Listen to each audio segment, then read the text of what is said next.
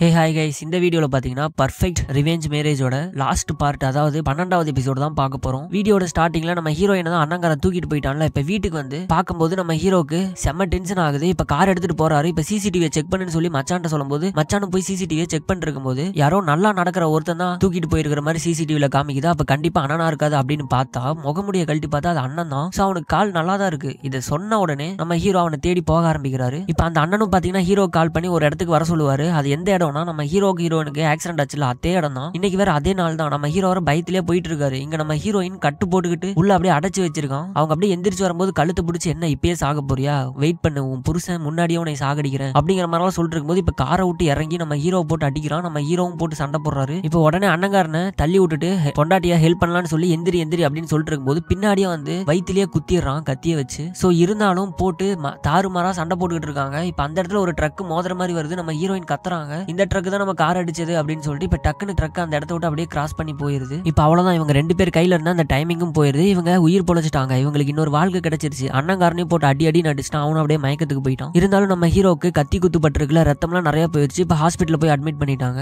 டாக்டர்ஸும் மேஜரா ஒரு சர்ஜரி எல்லாம் பண்ணணும் அப்படிங்கிற மாதிரிலாம் சொல்லிடுறாங்க. இப்ப இந்த பக்கம் இந்த அண்ணனை பாக்குறதுக்காக அவங்க அப்பா வந்திருக்காரு. ஏன்டா உன்னை நான் அப்படி நம்பினேடா, உன் காலை எப்படா சரி பண்ண அப்படின்னு சொல்லும் போது, நான் அப்பயே ஃபர்ஸ்ட் அப்ராட் போய் என்னோட காலை வந்து சரி பண்ணிட்டு வந்துட்டேன். இருந்தாலும் நான் சரியாயிட்டேன் அப்படின்னு சொன்னா நீங்க ஒரு அனுதாப பாசம் ஒண்ணு கொடுப்பீங்களா, அது கொடுக்காம போயிட்டு என்ன பண்றதுன்னு சொல்லி அப்படி நடிச்சேன் அப்படிங்கிற மாதிரி சொல்லுவான். சே, உன்னை போய் நம்பினேடா, இப்படி பண்ணிட்டியாடா அப்படின்னு சொல்லிட்டு ஒரு லெட்டர் கொடுக்குறாங்க. என்ன லெட்டர் அப்படின்னா, இந்த அப்பாவோட ஃபர்ஸ்ட் ஒய்ஃப் அவங்கள விட்டுட்டு போகும்போது கொடுத்துட்டு போயிருப்பாங்க. என்ன சொல்லியிருக்காங்க அப்படின்னா, எனக்கு இந்த பையனை சுத்தமா பிடிக்கல, இந்த பையனை நீங்களே வச்சுக்கோங்க, கருமம், இந்த பையனெல்லாம் யாரு வளர்ப்பா, இவன் மூஞ்சும் பிடிக்கல, உங்களையும் பிடிக்கல, நான் வேற ஒருத்தனோட போறேன் அப்படிங்கிற மாதிரிலாம் சொல்லி கொடுத்துட்டு போயிருப்பாங்க எழுதி. அதை பார்த்தோன்னே நம்ம அப்பா இருந்தும் நம்மளை இவ்வளவு கஷ்டப்பட்டு வளர்த்தினாரே, நம்ம சித்தி நம்மளை திட்டாமையா வளர்த்துனாங்களே, எந்த குடும்பத்துல இது நடந்திருக்கும், சே நம்ம இப்படி பண்ணிட்டோமேன்னு சொல்லி இங்க அவங்க அண்ணன் வந்து அப்படியே அழுதுகிட்டு இருக்காங்க கதறி கதறி. இப்ப இந்த ஹோட்டல்ல தங்கிட்டு இருந்தாங்களே இந்த தங்கச்சிக்காரி, சோ காசு இல்லாதனால அவங்களையும் வெளியே தள்ளிடுறாங்க. இப்ப எங்க போறதுன்னு தெரியாம நேரா நம்ம ஹீரோவோட வீட்டுக்கு வந்துடுறா. வந்த உடனே உங்க பெரிய பையனோட குழந்தை தான் என் வயித்துல இருக்கு, நான் இங்க தான் வருவேன் அப்படிங்கிற மாதிரி சொன்ன உடனே இப்ப அவங்களும் டெஸ்ட் எடுத்து பாத்திரலாமா அப்படின்னு சொல்றாங்க.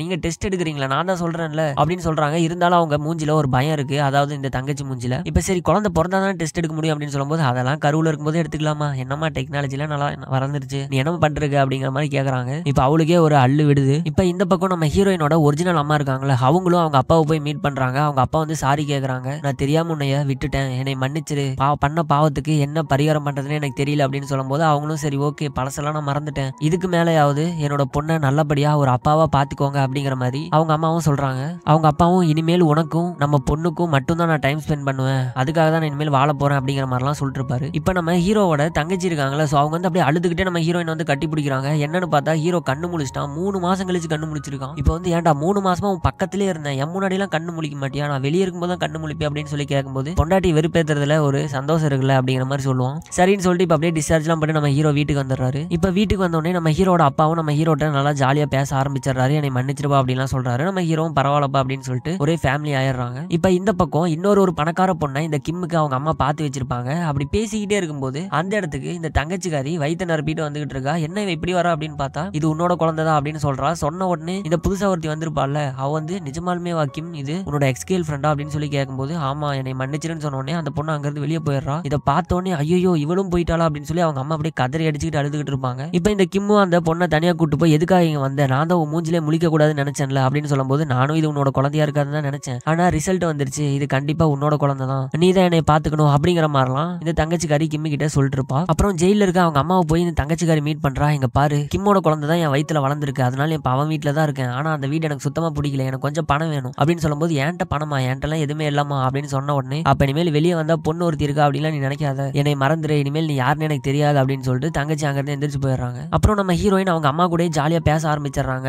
ஹீரோயின் அவங்க அம்மான்னு சொல்லி எல்லாருமே ஜாலியா இருக்காங்க. இந்த பக்கம் தாத்தா கூடயும் நம்ம ஹீரோயின் ரொம்பவே ஜாலியா பேச ஆரம்பிச்சிடறாங்க. இப்போ ஃபர்ஸ்ட் டைம் நம்ம ஹீரோ வந்து நம்ம ஹீரோயின் கிட்ட எப்படி ஒரு ரூம் கார்டு கொடுத்துட்டு ரூம்குள்ள போய் பேசலாமான்னு கேட்டிருப்பாங்களோ, அதே மாதிரி நம்ம ஹீரோயின் கேட்கறாங்க. அதை பார்த்த உடனே நம்ம ஹீரோயின் சிரிக்கிறாரு. ஏன் சிரிக்கிற அப்படின்னு சொல்லும்போது, நம்ம ஹஸ்பண்ட் அண்ட் ஒய்ஃப் தான், இருந்தாலும் இப்படி எல்லாம் கேட்பாங்களா அப்படின்னு சொல்லும்போது, ஏன் நீ கேட்கலையா அப்படின்னு சொல்லிட்டு சிரிக்கிறாங்க. என்னதான் இருந்தாலும் நமக்கு எப்பயோ கல்யாணம் ஆயிடுச்சு, நம்ம ஹஸ்பண்ட் அண்ட் ஒய்ஃப் தான் அப்படிங்கிற மாதிரி சொல்லி இவங்க 2 பேரும் கட்டி பிடிச்சிக்கிறாங்க. இப்போ 1 வருஷம் கழிச்சு பார்த்தா நம்ம ஹீரோயினுக்கு ஒரு குழந்தை இருக்கு. இப்போ நம்ம ஹீரோயின் அவங்களோட ஹஸ்பண்ட் அப்புறம் அந்த குழந்தை அப்படின்னு சொல்லி ரொம்பவே சந்தோஷமா இருக்காங்க. நம்ம ஹீரோயினுக்கு புகுந்த வீடும் சரி பிறந்த வீடும் சரி அதுவும் ரொம்ப சந்தோஷமா வந்துருச்சு. ஸோ ஹாப்பியான ஒரு லைஃபை அவங்க வாழ்ந்துகிட்டு இருந்தாங்க.